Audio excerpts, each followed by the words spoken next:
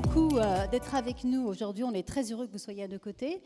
J'aimerais d'abord avoir votre réaction, Dominique, puisque vous avez été là en grand témoin, à écouter ces propositions. Qu'est-ce que vous en avez pensé ? Ce que j'aime bien, c'est que les propositions qui sont présentées sont très concrètes, donc réappropriables. Facilement, c'est un adverbe peut-être un peu superfétatoire aujourd'hui. Donc il y a le côté concret, pratique de la réappropriation selon d'où l'on part et selon quelle entreprise on est. Le deuxième point que j'aime bien, et je crois que c'est le prénom, je l'ai oublié, c'est Aurélie qui est intervenue en premier, c'est de montrer l'exemple, le caractère exemplaire. Parce qu'aujourd'hui, on interroge beaucoup l'entreprise sur sa responsabilité qui s'étend et qui s'étend de plus en plus. Et le fait de pouvoir montrer l'exemple et se dire, quelque part, l'entreprise sera un laboratoire d'innovation sociale, voire sociétale, je trouve que c'est plutôt vertueux pour l'entreprise. J'ai été très surprise, moi, dans mon entreprise, de me rendre compte à quel point, finalement, j'étais pionnière auprès de mes équipes pour faire passer de nouveaux messages et faire lever des verrous intériorisés par les jeunes collaboratrices que j'avais. Et je pense que quand l'entreprise, dans sa stratégie, se saisit de ces sujets, elle fait progresser la société dans son ensemble. Donc j'aime bien l'approche. Voilà. Merci beaucoup, cher Dominique. Alors maintenant, j'aimerais donner la parole à François Riailly. Alors, François, vous êtes le directeur général de Natixis. On vous remercie beaucoup d'avoir pris de votre temps pour être avec nous. Vous avez été l'un des premiers aussi à nous rejoindre. Et lors de l'inauguration, vous êtes monté sur scène et vous nous avez dit « Je suis là, j'ai demandé à Natixis d'être partenaire, mais je souhaite qu'à chacun des think tanks, à chacune des sessions, il y ait des membres du MOCOMEX qui soient là. Parce que pour nous, ce n'est pas simplement un effet d'annonce ou de la publicité, mais c'est vraiment des questions que nous souhaitons mettre en place. » Et je dois dire que vous avez été écoutés, puisque nous avons eu au moins 5 ou 6 personnes, si ce n'est plus, de Natixis qui ont participé à chacune de nos sessions. Donc un grand merci à vous. Moi, j'aimerais savoir, vous êtes le patron d'une grande banque. La finance, c'est un sujet un secteur très compliqué. Pourquoi est-ce que vous avez choisi de rejoindre ce think tank et pourquoi c'était important pour vous, l'égalité femmes-hommes ? Écoutez, d'abord merci de m'avoir invité. Je suis désolé, je n'avais pas reçu le dress code, je n'ai pas de rouge sur moi. D'abord, je crois que si je prends ma carrière, dans mes trois premiers jobs, j'ai été, mon successeur a été une femme. Dans mon job précédent... Quel était donc vos précédents jobs Je ne vais pas faire mon CV, mais dans mon job précédent, j'ai succédé à une femme. Voilà, c'est quelque chose qui me paraît absolument naturel. Et j'ai la chance d'avoir un comité de direction chez Natixis qui est extrêmement engagé sur ces sujets, dans un secteur dans lequel on a besoin de faire des efforts, parce qu'on est dans un secteur dans lequel la présence des femmes au plus haut niveau de l'entreprise ou dans certains métiers est insuffisante. Donc, on sait qu'on a besoin de faire des efforts, on sait qu'on a besoin de conduire des actions, et donc on s'est dit que... D'ailleurs, c'était assez drôle parce que Anne est venue nous présenter ça au comité de direction un peu sur la pointe des pieds en disant, bon, il y a un think tank, Marie-Claire, sur l'égalité peut-être. Et il y a eu un enthousiasme parce qu'on s'est dit, il faut qu'on sorte de nos schémas de pensée, il faut qu'on sorte de notre secteur, il faut qu'on aille voir ce que d'autres font, il faut qu'on se confronte à d'autres secteurs. Et c'est vrai que dans le secteur de la finance, on a certains métiers qui sont extrêmement peu féminisés. Si je prends l'exemple de la finance de marché, chez nous, 78%, 79% des effectifs sont des hommes. Il se trouve que c'est un métier qui est plus rémunéré que les métiers de communication, où là, on a peut-être la répartition inverse. Et donc, quand on parle d'égalité salariale, finalement, il y a un effet de structure qu'il faut adresser, qui est beaucoup plus compliqué à adresser. Et donc, ça suppose une mobilisation très forte de la direction de l'entreprise. Ça suppose des signaux envoyés dans l'entreprise d'un point de vue culturel. Ça suppose un relais à différents niveaux. Et c'est pour tout ça qu'on a pensé que c'était utile de nous engager. Est-ce que vous pourriez partager avec nous peut-être quelques mesures fortes déjà qui ont été mises en place chez Natixis pour justement casser cet effet de silo et encourager des femmes à postuler à des postes différents, plus rémunérateurs, là où elles n'ont pas l'habitude d'aller ? Alors, il y a toute une série de mesures. Moi, je pense que, d'abord, on a parlé de quotas. Nous, on dit que ce n'est pas des quotas, c'est des KPIs. Voilà, on a tous des KPIs dans notre gestion de l'entreprise. On a des objectifs chiffrés. Il n'y a pas de raison de voir différemment des objectifs chiffrés sur l'arrivée de femmes aux différents postes de responsabilité. Donc, on a mis en place des KPIs sur le comité de direction, sur le comité exécutif, sur le troisième cercle de management pour suivre et nous assurer. Et on le fait avec discipline, c'est-à-dire qu'on ne fait pas rentrer des femmes pour remplir ces KPI dans les différents cercles. On a des fonctions dans ces cercles qui sont fixes. Et donc, il faut nommer des femmes à ces fonctions pour qu'on arrive à atteindre nos objectifs. Ça, c'est un premier élément qui est très important et donc de la visibilité, comme on l'a dit tout à l'heure avec Marlène Schiappa, il est important de montrer des chiffres, de donner des chiffres pour montrer que, à la fois pour se fixer des objectifs, en fait. C'est des objectifs managériaux. Je veux dire, tous les managers ont des objectifs qui leur sont fixés par l'entreprise. C'est ce que l'entreprise veut qu'ils atteignent. Donc, si on veut que nos managers atteignent des objectifs en termes d'égalité homme-femme, il faut fixer des chiffres. C'est assez logique et ça marche en fait. Une fois qu'on a mis des chiffres et qu'on a dit aux managers que ça faisait partie de leurs KPIs, ils savent comment ça marche. Donc c'est un élément qui est très important. Après, il y a un élément qui est fondamental que Can a souligné tout à l'heure et je voudrais le souligner à nouveau parce que pour moi c'est un élément clé. Ce sont les outils du talent management. Parce que finalement, quand on parle d'égalité homme-femme, le sujet, c'est qu'en ayant 50% de femmes à l'entrée dans la vie professionnelle et puis seulement quelques pourcents dans les postes à responsabilité, on dit 18% ou 19% dans les CODIR ou les COMEX, dans notre cas c'est 30%, mais donc c'est moins.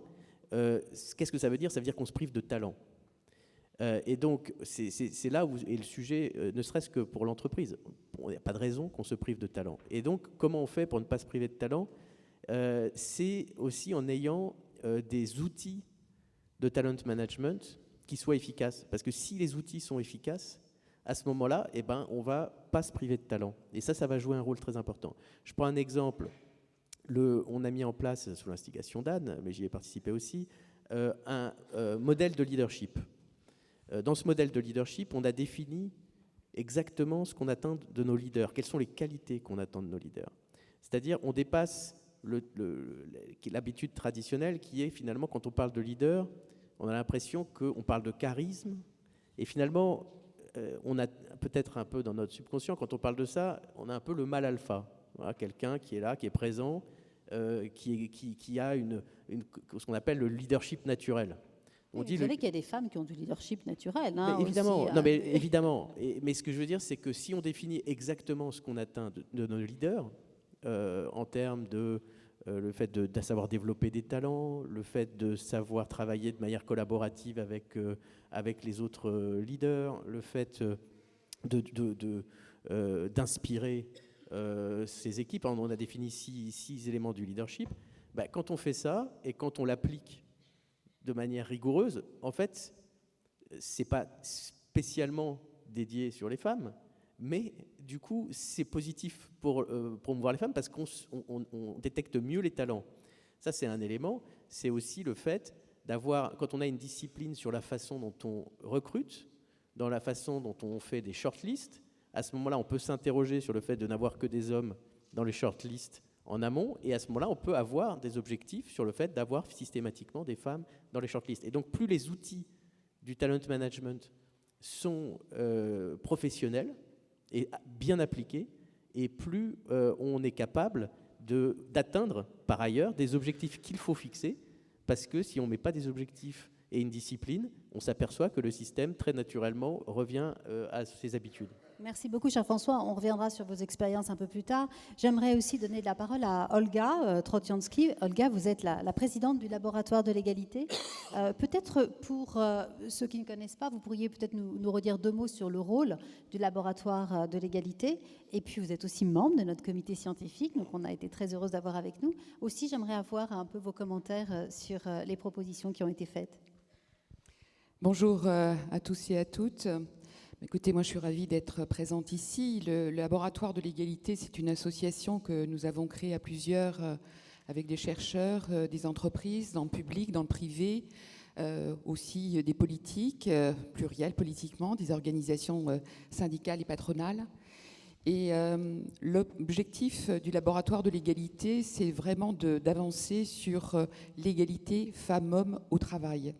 Actuellement, on travaille sur un certain nombre de sujets qui ont été évoqués depuis ce matin, mais aussi sur deux sujets qui nous semblent importants, qui sont les femmes et la précarité, et notamment la situation des femmes seules avec enfants. Et le deuxième sujet, c'est sur l'intelligence artificielle, où il nous paraît vraiment indispensable que dans le numérique, dans le digital, dans l'intelligence artificielle, ça ne soit pas sans elle, mais avec elle. Nous, je crois que la raison pour laquelle le laboratoire de l'égalité est partie prenante de ce think tank Marie-Claire, c'est parce que je crois qu'on partage des mêmes valeurs. C'est-à-dire qu'on n'est pas dans une situation d'un combat des femmes contre les hommes. On est dans une situation où on a envie, à plusieurs, hommes et femmes, d'avancer sur l'égalité entre femmes et hommes, mais avec des femmes et des hommes et pour des femmes et des hommes. Et je crois que c'est ces valeurs communes et ce travail, parce que après il faut mobiliser nos forces pour porter un message ensemble et à plusieurs, qui nous a semblé tout à fait naturel de vous rejoindre, chère Valérie. Merci beaucoup, chère Olga. D'ailleurs, vous avez vu que là, nous avons effectivement hommes et femmes à cette table, et c'est ce qui a été dit par François tout à l'heure, c'est ne pas se priver tout simplement de la moitié des talents qui sont de l'humanité, qui sont des femmes. Hein. Donc c'est important pour les entreprises. Alors aussi, peut-être, il y a une très belle présentation tout à l'heure par le Syntec sur... où on en est sur l'égalité entre les femmes et les hommes. Moi, je rajouterais peut-être deux points, peut-être un peu complémentaires. C'est notamment un sujet qui est très important en France actuellement, c'est sur les retraites. Comme vous le savez, peut-être ou peut-être pas, il y a 42% entre les femmes et les hommes au niveau des pensions de retraite en France. Et donc, dans le cadre... 42% de différence entre... 42%, c'est-à-dire qu'en moyenne, les femmes vont toucher une pension de 1 000 euros, quand les hommes vont toucher une pension de 1 800 euros. Donc, il y a un sujet, vous le savez, depuis l'année dernière, de réfléchir sur un système de retraite nouveau. Et donc, nous, on est vraiment au laboratoire de l'égalité et avec l'ensemble des hommes et des femmes qui sont ici, on a envie vraiment de traiter ce sujet particulier des inégalités entre les femmes et les hommes et que ce nouveau système puisse amorcer l'égalité entre les femmes et les hommes. Donc, pour nous, c'est vraiment un très grand sujet d'actualité. Je vous remercie beaucoup, Olga, et c'est un sujet d'ailleurs que nous aborderons aussi dans le think tank l'année prochaine. On compte sur vous d'ailleurs, Dominique, parce que c'est des sujets très importants. Je vous laisserai la parole après, Laurent, mais on compte sur le MEDEF justement pour nous aider aussi là-dessus. Et le deuxième sujet que je voulais évoquer, complémentaire par rapport à la présentation, c'est que, évidemment, les entreprises privées sont... les associations, beaucoup d'institutions où il y a des gens qui travaillent, mais la fonction publique est aussi concernée. Quand on parle de plafond de verre, il y a évidemment un sujet, et il y a une réforme de la fonction publique, et donc le sujet de l'égalité entre les femmes et les hommes est un sujet. Personnellement, et avec d'autres, moi j'ai participé en 2010 sur la préparation et le travail qui a abouti à la loi Sauvadet, qui a permis une avancée très très importante au niveau des femmes dans la haute fonction publique. C'est pas suffisant et donc il faut continuer, mais je pense que c'est très très important de faire aussi l'aller-retour entre le privé et le public, parce que par exemple la loi Sauvadet peut inspirer le privé et l'index pour l'égalité qui a été lancé par Marlène Schiappa et Muriel Pénicaud peut également inspirer la fonction publique. Et je pense que c'est ce brassage justement de propositions, de réflexions à plusieurs qui peut permettre qu'on puisse avancer ensemble. Merci beaucoup, chère Olga. Je vais vous donner la parole, Laurent. Alors c'est vrai que vous représentez une entreprise qui s'appelle OnePoint, qui depuis le départ a mis l'égalité homme-femme comme l'un des des acteurs de la réussite de OnePoint. Je regrette que David ne soit pas avec nous. Pour préciser simplement, parce que David Layani, donc le fondateur de CEO de OnePoint, a été honoré par la République hier et a reçu donc l'ordre du mérite. Et moi, j'ai été très touchée parce qu'il a rendu hommage à sa mère en disant qu'à chaque fois qu'il est tombé, c'est l'amour de sa mère qui lui a été la colonne vertébrale qui l'a aidé à se remonter. Et il a terminé son discours en disant que son engagement le plus important serait que ses 2 petites filles aient tous les rêves et qu'elles puissent faire tout ce qu'elles désiraient et que jamais de leur vie, être une femme serait un inconvénient ou une paralysie pour eux. Et j'ai été très touchée effectivement par son message. Donc Laurent, est-ce que vous pourriez nous expliquer d'abord pourquoi OnePoint a fait, donc au-delà du parcours de votre président de l'égalité homme-femme, un des marqueurs, et qu'est-ce que ça vous a apporté concrètement ? Merci Valérie. Je voudrais d'abord dire à quel point David est frustré de ne pas être avec vous aujourd'hui. Et vous savez qu'il est engagé dans ce combat pour l'égalité de longue date et qu'il en a fait effectivement un axe presque de fonctionnement et de développement de son entreprise. OnePoint est un acteur qui accompagne les grandes entreprises et les acteurs publics dans leur transformation, sous l'angle évidemment de la transformation digitale, mais pas seulement, puisqu'il s'agit aujourd'hui d'accompagner les grandes transformations. Vous avez évoqué la question de l'intelligence artificielle tout à l'heure, madame, et je crois que c'est effectivement un sujet sur lequel on pourra venir rapidement. Et sa conviction était qu'on ne pouvait accompagner ces transformations qu'en assurant un équilibre dans le rôle des hommes et des femmes au sein de cette entreprise. Alors il y a eu des mesures très fortes qui ont été prises pour assurer cette égalité, je dirais, depuis l'entrée et tout au long de la carrière au sein de OnePoint.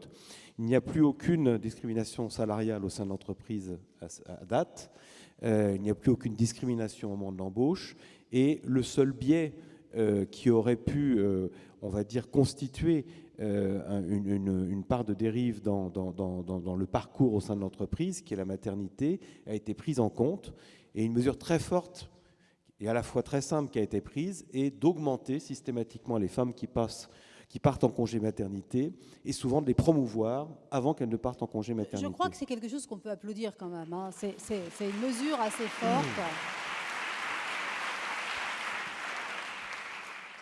Alors, il y a toute une série d'efforts qui ont été déployés, mais force est de constater, vous l'avez dit, monsieur, tout à l'heure, que lorsqu'on regarde la gouvernance de l'entreprise, on est encore très loin d'assurer, dans une entreprise qui compte 30% de femmes, d'assurer une représentativité des femmes suffisante dans la gouvernance. Et même si philosophiquement, nous ne sommes pas spontanément favorables aux quotas, nous avons en tout cas décidé de déployer une politique extrêmement énergique pour assurer une meilleure représentation des femmes dans nos instances de gouvernance.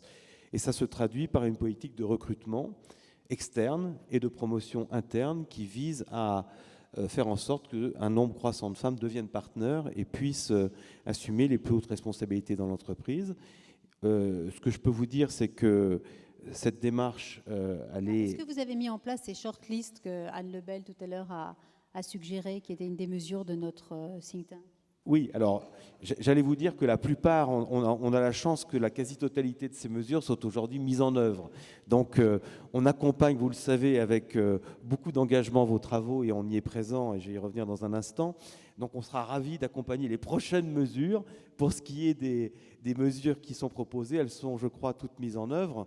Et je voulais juste revenir donc, sur la féminisation de nos instances de gouvernance. Nous avons actuellement pas moins de 6 femmes qui vont devenir partenaires de OnePoint d'ici septembre. Je crois que c'est assez exceptionnel comme vague de recrutement dans une entreprise de cette nature. Et on continue cet effort. On lutte aussi contre quelque chose qui a été évoqué ce matin, qui, je crois, est absolument déterminant pour qu'on puisse améliorer la situation, qui est de lutter contre ce sexisme du quotidien qui est très insidieux, très imperceptible. Et on a pris là aussi des mesures assez fortes. D'abord en recrutant comme leader Lubna Melnian, qui est une personnalité extrêmement connue et très engagée dans ce combat pour l'égalité et qui assure un travail à la fois de veille et d'animation de groupes de travail sur ce sujet au sein de l'entreprise. On a même adressé, je crois que c'est un peu unique, un questionnaire à la totalité des salariés de l'entreprise pour solliciter justement leur réaction et leur point de vue sur l'état de on va dire, des différents problèmes que peuvent soulever ce sexisme un peu insidieux du quotidien. Et je crois qu'on a une batterie aujourd'hui de mesures qui permettent de libérer la parole des femmes, pas seulement des femmes d'ailleurs, des hommes, et d'assurer, on va dire, un repérage des zones où ce sexisme peut venir se nicher et peut venir, encore une fois, de manière pas nécessairement perceptible, perturber le trajet d'une femme dans l'entreprise. Et je crois que c'est vraiment dans cet accompagnement qui commence à l'entrée dans l'entreprise et qui va jusqu'à l'accès aux plus hautes responsabilités qu'on peut assurer ce rôle des femmes. Et je voudrais juste terminer très rapidement sur un point que vous avez évoqué. Quand on est une entreprise qui travaille à activer ce levier qui est le recours à l'intelligence artificielle et à la logique et aux logiques algorithmiques dans le quotidien, je crois qu'il faut effectivement vraiment immédiatement prendre en compte un biais cognitif qui serait tragique, qui serait que l'ensemble de ces algorithmes soient... Mais Laurent, sachez que cet après-midi, on voilà. a une table ronde avec Cédric Villani, Voilà, justement, donc, sur l'intelligence artificielle. Mais je donc crois que ce c'est sera vraiment un des biais, sujets qu'on va traiter tout à l'heure. Dominique, merci beaucoup, en tout cas, Laurent, et de toutes ces mesures et de votre prise de conscience. Dominique, on a beaucoup parlé aussi du management. Donc, on a parlé des systèmes de retraite, et là, c'est vrai que le MEDEF a un rôle à jouer pour aider à faire bouger les choses. On a aussi parlé du management. François Riahi l'a dit tout à l'heure, c'est très important de modifier la façon de voir l'entreprise, le recrutement. Quels sont aujourd'hui les grands engagements du MEDEF en ce sens ? Alors, sur la retraite, on est un peu en avance de phase, parce qu'il y a une réforme qui est sur la table, mais on n'avance pas beaucoup. On est un peu déçus que ça n'avance pas plus. Et précisément sur le point qu'a soulevé Olga, sur la situation d'inégalité face à la retraite des femmes, nous, on a proposé des systèmes de solidarité dans le cadre de la réforme globale. C'est-à-dire, concrètement, comment est-ce que vous pensez qu'on peut trouver des solutions ? En fait, il y a des compensations et tenir compte aussi de temps de travail qui ne sont pas les mêmes. Donc, il faut recalculer le système et ne pas appliquer la même règle à tous dès lors qu'on a dû s'arrêter pour élever des enfants, de gré ou de force tout à l'heure, enfin pas de force, mais subi ou non subi. Donc faire des correctifs dans le système en mettant des seuils minimaux pour des femmes qui ont travaillé, qui ont eu Parce des que enfants. tout à l'heure, David Maël a dit, on a un vrai problème, c'est le temps partiel qui est très souvent subi. Et donc ce temps partiel subi a un impact sur les retraites aussi. Directement, parce qu'au bout du compte, vous n'aurez pas travaillé suffisamment, donc pas cotisé suffisamment. Donc là, c'est vraiment une prise en compte de cette inégalité face au travail. Et c'est vrai que ça interroge beaucoup tout ce qu'on a dit là sur quelque chose qui ne relève pas exclusivement de la responsabilité de l'entreprise. Ces histoires de partage de temps et de conciliation de temps personnel et de temps professionnel, on en est tous un petit peu victimes.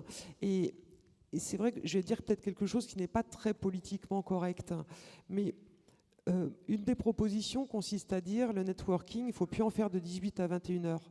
Mais moi, je suis désolée, si j'ai envie de m'aérer la tête professionnellement en allant dans un networking de 18 à 21 heures, ça va me faire peut-être aussi du bien.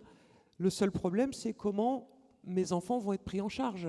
Mais pour le coup, si j'ai envie d'aller dans ce networking, parce que j'avais plein de choses à faire professionnellement et que le soir, j'ai envie de me constituer un réseau perso, moi aussi, je pense qu'il faut interroger aussi non pas que la responsabilité de l'entreprise, mais une responsabilité beaucoup plus sociétale, qui est qu'en effet, la charge, et les études le démontrent, la charge de la prise en charge de la vie familiale, elle est quand même largement en défaveur, en faveur des femmes. Vous avez raison, bien sûr qu'on peut tout avoir envie d'aller faire du réseautage à 18h. Mais nous, ce qu'on essaie de voir, c'est vraiment la globalité. Et c'est vrai que les témoignages qu'on a reçus à l'occasion du think tank, c'était de dire, écoutez, souvent les hommes, eux, arrivent à réussir davantage parce qu'ils arrivent à réseauter après 18h, 19h, 20h. Et nous, c'est vrai qu'on doit rentrer, faire les devoirs, aller chercher les enfants. Et donc, on est justement un peu désavantagés. Alors, dans un monde idéal, il faudra espérer que très bientôt, les hommes garderont les enfants quand leurs femmes iront faire du réseautage, comme ça a été le cas pendant très nombreuses années. Mais vous savez, c'est ce qu'on a dit tout à l'heure. Encore une fois, vous faites comme tout à l'heure Tony Marshall, qui consiste à comparer le fonctionnement d'un homme et vouloir le dupliquer sur la femme. Pourquoi pas aller dans du networking comme feraient les hommes ? Mais en fait, il y a probablement une autre façon de travailler qui est par-delà le bien et le mal, le blanc, le noir, l'homme et la femme. Alors, c'est concrètement, alors, donnez-nous une Concrètement, proposition. moi, je suis depuis 9 mois vice-présidente du MEDEF. J'ai rarement fait du networking. J'ai horreur de ça. Je n'aime pas à faire de mondanité le soir parce que j'ai l'impression parfois que ce n'est pas toujours efficace. Donc j'ai plutôt délivré. Je dois dire que moi non plus. Voilà. Et je préfère rentrer voir mes enfants de temps en temps. Voilà, moi, mes enfants, ou faire autre chose. Je ne suis pas non plus cantonnée à me dire quand je rentre, c'est pour m'occuper des enfants. J'ai aussi envie de faire du sport et j'ai aussi envie de faire de la culture. D'aller au théâtre. Donc, encore une fois, c'est compliqué. Je n'ai pas les solutions, mais ce que je constate, c'est que si on veut copier les hommes et dire « je veux faire comme messieurs les hommes » avec un soupçon de jalousie parce qu'il y en a marre, effectivement, je ne sais pas si c'est la bonne voie. En revanche, expliquer comment on a fait différemment, on s'est organisé différemment et on a voulu délivrer parce qu'on aimait plutôt travailler comme ci ou comme ça, c'est là où il nous faut du témoignage, c'est là où il nous faut, voilà, et se dire, parce que ce networking, c'est bien, mais désolé, moi j'ai monté mon entreprise à Grenoble, je suis bretonne, le networking, autant vous dire que c'est quelque chose de très parisien. Donc on arrive quand même, en dehors du networking, à réussir dans sa vie. Bah écoutez Dominique, voilà, on est ravis de votre témoignage en tout cas, mais je pense que ce que vous avez dit est important. Et justement, François, est-ce que c'est justement pas le mode de management globalement qui va devoir changer? Et est-ce que, sans dévoiler ce que nous dirons tout à l'heure, mais est-ce que ces nouveaux modes de travail, justement au télétravail et autres, ne vont pas aider à inventer un nouveau mode de management qui va pouvoir changer la vie des hommes et des femmes? Mais tout à fait, mais je partage tout à fait ce que vient de dire Dominique, c'est-à-dire que il ne faut pas qu'on soit dans une logique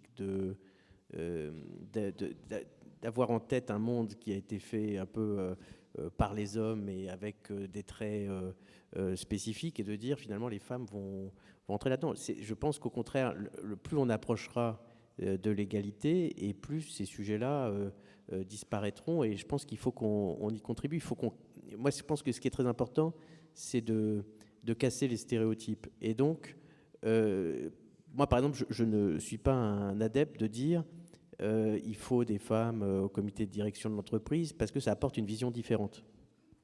Non, c'est juste parce qu'on se prive de talent. Parce que si on commence à dire ça, on voit bien que l'endroit, la nouvelle frontière qui est très peu explorée, c'est les femmes numéro 1. Alors on va dire, bah oui, peut-être que pour être numéro 1, il faut être un homme. C'est ça les qualités qu'il faut. Il ne faut pas qu'il y ait des qualités qui soient celles des hommes, d'autres qui soient celles des femmes. Et donc, la question, c'est l'égalité, c'est pas forcément avoir une espèce de diversité de points de vue. Et je pense que, moi, je pense que casser les stéréotypes, c'est aussi faire des nominations. J'ai été nommé il y a à peu près 1 an. J'ai nommé une femme directrice financière, j'ai nommé une femme en charge de l'informatique et des opérations. Et je n'aurais pas demandé de se comporter comme des hommes ou à ces postes-là, ou d'avoir des traits spécifiques. Et quand j'ai nommé la directrice financière, qui était une femme, on m'a dit, j'ai eu des avis disant, bon, non, elle est bien et tout ça, mais je ne suis pas sûr que ça le fasse avec les analystes financiers, quand même, c'est une boîte cotée. Je ne vois pas pourquoi, moi, je crois qu'elle est très compétente et que ça va bien se faire. Résultat, 1 an après, elle est plébiscitée par les analystes financiers parce qu'elle est effectivement très compétente. Donc je crois qu'il y a des blocages sur des images hommes-femmes qu'il faut casser. D'ailleurs, d'un autre côté, j'ai nommé comme directeur de la communication un homme. Mais je n'ai pas fait exprès. J'ai nommé des gens qui me paraissaient les mieux compétents pour les différents postes. Mais je pense qu'effectivement, il faut qu'on aille au-delà des stéréotypes. Et ça veut dire, c'est pour ça que je pense que les KPIs sont très importants, c'est que si on ne se met pas ces objectifs, on ne va pas y aller.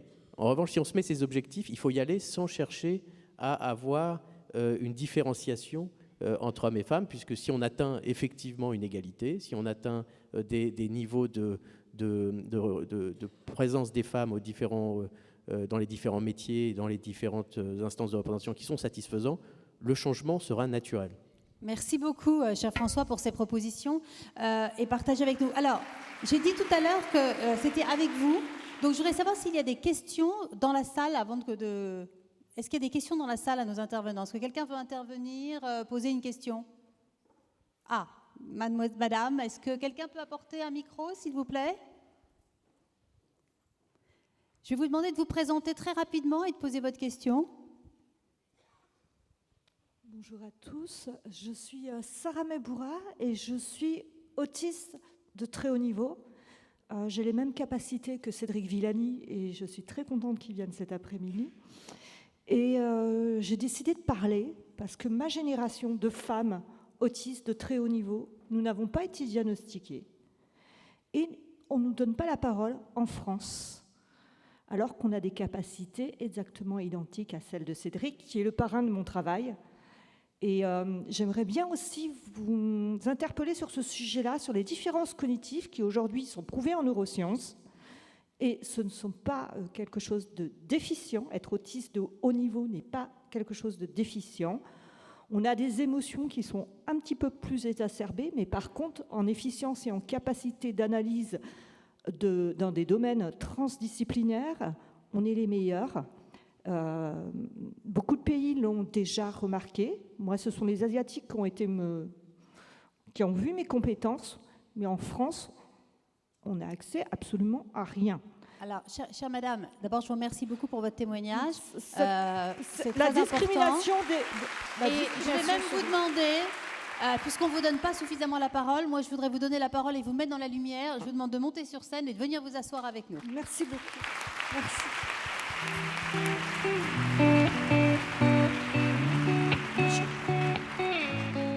Dominique, je crois que vous voulez réagir. Asseyez-vous, madame. En miroir des propos évoqués précédemment par François et par madame à l'instant, en fait, il faut resituer ce débat sur la question de l'ambition et de l'ambition que l'on a pour son entreprise, puisque le sujet aujourd'hui, c'est les femmes dans l'entreprise. Et c'est une question de performance, c'est une question d'innovation managériale. Ça n'est pas idéologique, c'est une question de performance de l'entreprise. Et dès lors qu'on occulte ces questions-là, on se coupe d'une ambition de performance de l'entreprise. Et ce qui est vrai pour les femmes est vrai pour l'inclusivité en général. C'est-à-dire que vous venez d'expliquer que vous avez des performances ou des capacités différentes, mais qui peuvent apporter quelque chose de différent, pas copiable, pas duplicable. En fait, c'est ça la question, c'est quelle ambition se donne-t-on avec le minerai aujourd'hui qui, dans une société, une économie essentiellement faite de services, est donc l'humain? Quelle ambition se donne-t-on dans l'inclusivité, dans l'innovation managériale? Et ça me faisait penser à quelque chose qui est une boutade, et je reviens sur le sujet des femmes, qui, j'ai plus la citation exactement en tête, mais c'est Marilyn Monroe qui nous le disait, qui disait la femme qui veut être l'égale de l'homme manque d'ambition. Ben là, c'est un peu pareil. C'est un peu pareil. Si on veut faire de la duplication et nous cloner tous, on manque un tout petit peu d'ambition dans la performance de l'entreprise. Merci beaucoup, Dominique. Mais alors, moi, j'ai beaucoup d'ambition pour notre think tank, donc on compte sur le MEDEF pour nous accompagner et proposer aussi à toutes les entreprises du MEDEF de mettre en place les propositions du think tank. Merci, Dominique. François, est-ce que, justement, lutter pour l'égalité, c'est justement pas avoir un peu plus d'inclusion au sein de l'entreprise? Alors, évidemment, c'est des sujets qui sont connexes. Moi, j'ai tendance à mettre à part un petit peu l'égalité homme-femme dans le sens où elle transcende toutes les autres diversités. Et donc, c'est un sujet qui s'adresse pas à une minorité. Donc, on est sur un sujet d'une nature un peu différente. Mais évidemment, le sujet de l'inclusivité est un sujet essentiel. Si je prends un exemple de ce que vous indiquez, madame, si vous avez lu The Big Short ou vu le film peut-être, mais le film est moins explicite là-dessus, dans les personnes qui ont shorté les subprimes et qui se sont aperçus les premiers qu'on avait quelque chose qui ne marchait pas, on avait des gens qui étaient des autistes et qui avaient un syndrome d'Asperger parce qu'ils avaient une façon de réagir qui était différente et qui finalement a vu des choses avant d'autres. Donc c'est vrai que la question de ne pas avoir des clones dans une entreprise et d'avoir une capacité, d'avoir des points de vue qui peuvent être différents et qui ne vont pas reproduire simplement toujours la même chose à l'identique, c'est un élément de performance qui n'est pas facile, qui est moins facile que l'égalité homme-femme à adresser parce que dans un sens, c'est plus fractal, il y a beaucoup plus de situations différentes, et donc ce côté de KPIs, d'objectifs généraux, est plus difficile à faire plus on descend dans l'inclusivité. Mais c'est évidemment un sujet que toutes les entreprises aujourd'hui doivent, un challenge que toutes les entreprises doivent relever, sous peine d'être trop, je dirais, monobloc et de ne pas sentir ce qui se passe en termes de signaux faibles. Merci beaucoup. Olga, est-ce que c'est les systèmes de management qui doivent changer aussi, notre vision de la société qui doit changer dans le public et dans le privé? Oui, moi je pense que, évidemment, à la fois l'ensemble des interventions, les échanges qu'on a depuis ce matin, et puis votre témoignage montrent qu'on a évidemment beaucoup de progrès à faire encore. C'est vrai Olga, que... je rappelle des chiffres d'ailleurs que vous nous avez donnés, hein, et qui sont quand même inquiétants. Aujourd'hui, les femmes sont aujourd'hui un peu plus diplômées que les hommes. Elles représentent 42% des cadres, mais elles sont quand même que 17% des postes dans les directions et 10% dans les cadres dirigeants. Et je voudrais aussi rappeler que dans le terme d'égalité salariale, à travail égal, la France est positionnée au 129e rang. Donc nous avons énormément de travail à faire, hein, Olga. Je crois qu'il y a des sujets qui ont été abordés comme dans les propositions, hein, comme par exemple le congé de paternité. Donc ça a été beaucoup évoqué, et un clin d'œil à Marianne Mérès, parce que je pense qu'on partage beaucoup sur la priorité de cette proposition sur le congé de paternité. Les COMEX, je pense que là, il y a quelque chose à voir s'il faut une loi ou il faut faire autre chose. Mais en tout cas, on voit que pour passer vers une mixité et aller vers 30 ou 40%, comme ça se passe dans les conseils d'administration, il y a des étapes à mener. Et puis, pour moi, dans une des propositions que je soutiens aussi beaucoup, c'est sur l'intergénérationnel. Et pour moi, il y a vraiment une situation particulière pour les femmes seniors. Et tout à l'heure, quelqu'un disait que les femmes seniors, c'est à partir de 45 ans. Je ne sais pas si toutes les femmes qui sont ici de plus de 45 ans se considèrent seniors, mais en tout cas, dans les entreprises, eh bien, c'est considéré tel quel. Et il y a une difficulté, un sujet en France sur les seniors, et il y a un sujet particulier pour les femmes seniors par rapport à l'emploi. Et je pense que ça, c'est aussi, en tant que dirigeant et dirigeante d'entreprise, à regarder, parce qu'on ne peut pas à la fois se dire qu'il faut travailler davantage et aller vers une retraite plus tardive, et à la fois se retrouver dans une situation entre 50 et 60 ans où effectivement on n'est plus en entreprise. Donc je pense qu'il y a un gros sujet en France sur le travail des seniors, et qu'il y a un sujet particulier de discrimination peut-être complémentaire qu'il faut vraiment intégrer. Donc voilà, sur les femmes seniors, j'attire vraiment votre attention à tous et à toutes pour qu'on puisse aussi avancer et formuler des propositions. Laurent? Oui, très rapidement, je crois que madame, vous avez mis en lumière effectivement quelque chose de passionnant qui est l'intérêt de la différence cognitive. Je crois que ce qui fait qu'aujourd'hui on est performant et qu'on est créatif, c'est lorsqu'on arrive justement à faire travailler des intelligences très différentes ensemble. Et la différence cognitive est une extraordinaire richesse. Il y a un livre passionnant d'Émile Servan-Schreiber qui est sorti il y a quelques semaines, qui s'appelle Super Collectif, où il démontre que pour produire un diagnostic intelligent sur une situation, il ne faut surtout pas mettre ensemble des experts qui ont le même profil. Vous prenez 10 ingénieurs pour réfléchir à l'avenir d'un pont et à la manière de le construire, vous aurez un résultat beaucoup moins intéressant et beaucoup moins pertinent que si vous faites travailler ensemble un ingénieur, un designer, un créatif, un artiste, voire quelqu'un qui vient des sciences sociales et qui va réfléchir à l'avenir de la ville et qu'est-ce que veut dire ce pont par rapport à la dynamique du fonctionnement d'une ville à horizon de 20 ans. Et je crois que faire le pari de l'intelligence collective, c'est évidemment faire la place la plus large aux femmes dans le fonctionnement de l'entreprise. Eh bien, je vous remercie.